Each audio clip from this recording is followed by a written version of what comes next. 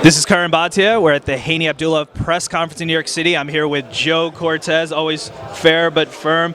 Joe, tell us what you've been up to. You obviously retired as being a referee. You refereed some of the biggest boxing matches of all time. What are you up to now? Well, I've been an advisor for DEVIN Haney's team for a little over a year now, and we're looking forward to the fight Saturday night here in Madison Square Garden for the WBC Interim Lightweight Championship. We're looking forward to go home with a nice belt.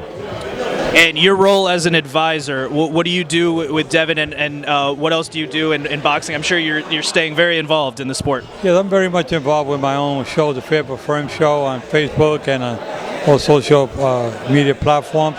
And with the Haney team, I'm an advisor. I look over everything, making sure that everything is correct during the fight time, especially with the commissions, with the sanctioning bodies, making sure we're all on the same page with the rules, because some rules apply differently in different states, different countries. So we want to make sure the officials that night know exactly what they're doing to make sure that there are no mishaps. We don't lose a title because of a fault of a referee who didn't take points when he was supposed to, or enforce the rules the way he's supposed to. But first and foremost, watching out for the safety of the fighters. So you can kind of protect him in that way. Obviously, he wants to make a splash. He's a rising star in our sport, 20 years old, undefeated. This fight in Madison Square Garden, is this going to be a springboard for him to kind of make a splash in the sport? It'll definitely be a good platform for him to get off on, because I know Devin since he was about 10 years old, and I told his father back then, this kid's going to go places in the future with the style he had back then, and look where he's at now today at the age of 20, with a 20-0 record, 14 big knockouts. I mean, he's a very promising fighter. He stands to be one of the best in the future of boxing. So I just want to ask you about your great career. You refs the biggest fights in boxing. I'm sure you get this question a lot, but the biggest fight that you ref for your personal experience, what was the biggest event? There have been close to 200 World Championship fights that I refereed. So many I can pick out of, but some that really stand out maybe because it was the beginning of my career. But one of the great ones, Roberto Duran, when he beat Rand Barkley for the middleweight championship in Atlantic City. That was one of them, and of course doing refereeing Julio Cesar Chavez on 6 occasions. One of them was against Oscar De La Hoya, and the other one was him fighting Greg Haugen in Mexico City with 136,000 fans. And George Foreman knocking out Michael Moore for the heavyweight championship of the world was a big one. And so many that I refereed throughout the year: Manny Pacquiao, Floyd Mayweather, Sugar Ray Leonard. You name them all. I've done them all. You've done them all, and you mentioned George Foreman versus Michael Moore. So were you as shocked as everyone else as that fight was unfolding and Foreman was finding that right hand and was able to land it? Were you shocked? Well, it was a surprising shot that he hit him with that right hand. I mean, it was like he was losing just about every round. And then you never give up on the puncher. The puncher has to punch his chance. Foreman definitely had a good punch. And I was kind of surprised that he nailed him with a short right hand and put him down. And I thought maybe he would get up, but when out the count of 6, I said, this sucker's not getting up. And that was one of the biggest upsets in boxing history in the heavyweight division.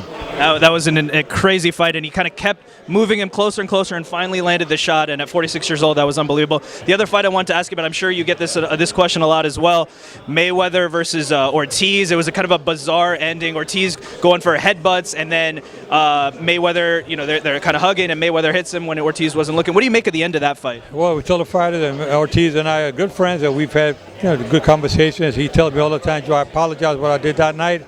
He says, I should have protected myself at all times, because that's the name of the game. Fighters, he said, we sure know we got to protect ourselves at all times. But Larry Merchant said it best. It was a legal sucker punch. It was a legal sucker punch. And to be fair, you did say time in. So the fight, they were actually fighting at that time. Exactly. It was kind of unsportsmanlike the way it came down. But like I said, Larry Merchant said it best. And everybody around me, even Victor Ortiz, says, I made a mistake. I hugged him. I kissed him once. I hugged him the second time, and I tried to hug him again the third time when you said time in.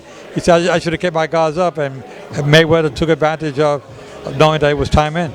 Another smaller fight I wanted to ask you about is James Kirkland when he had his first one of his first losses to Nobuhiro Ishida. He got knocked down 3 times. Now, it seemed like the third time he actually kind of wanted to get up, and you kind of kept him down. Now, was that because he got knocked down 3 times in the first round and you said you've had enough punishment at that time? Well, you know what? I don't want to give him a chance to try to get up again. I knew that he had enough. I mean, we don't want any tragedies in boxing, and I sure didn't want to see him. I mean, a fighter as strong as James Kirkland is. I was surprised that he got. When I saw the Japanese I said, oh my God, can these guys take Kirkland's punch? And it was just the other way around. The first punch he hit him with, Kirkland goes down. I wanted to protect Kirkland. He went down 3 times. Remember, a 1 minute Marcus went down 3 times in the first round when I refereed him against Manny Pacquiao.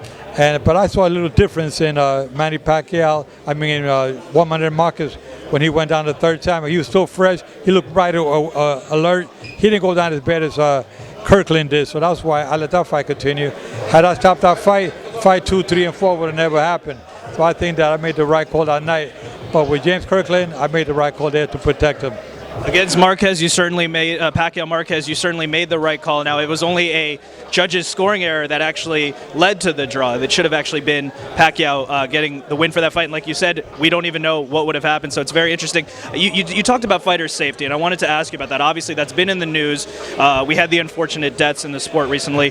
What do you think about fighters' safety, and what can be done to improve our sport so that we don't have these tragic situations? Well, one thing is we got to train the trainers. We got to make sure the trainers can stay with their fighters and know exactly where the weight is at. They have a problem with trying to make the weight. They dry themselves out, dehydrate so much, and there's not enough fluid in their body. That means that they're more prone to get hurt because they're losing too much weight. That's why WBC has created a program where you got to monitor their weight loss program as you go. They don't want you losing 10, 15 pounds in the last few days. They want you, if you're going to lose it gradually within a 2 or 3 month period, but not so quick. So we're trying to protect the fighter, and of course, trying to educate the referees when to stop a fight. I'd rather stop a fight a punch too soon than a punch too late. Joe Cortez, thank you so much for the time. Thank you for what you're doing in the sport, and best of luck to you. Thank you very much.